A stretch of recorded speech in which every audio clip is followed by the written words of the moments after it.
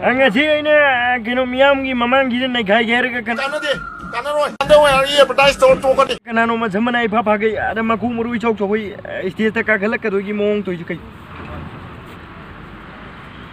Hello, anh stage mà thắc kita mukta maka lam na kakat sa waya ka na. Cái nó nang stage mà thắc mà làm đôi đi cái.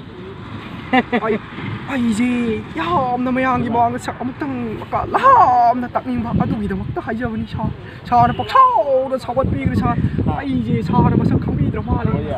Ana cái ngồi thì anh kamay không biết.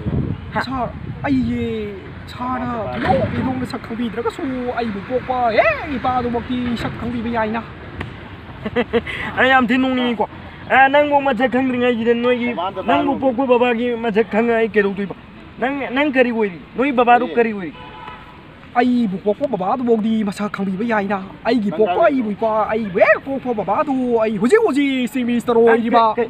Hoji si Mr. Roy di ba. Du gi rai nien tai ber. Kare. Ai mo noi baba ru ai di hoji woi ba si minister gi ore kadu ko maliko. Har kadu maledu driver woi ba. Noi baba gi gari woi ngone ngai tung photo ko.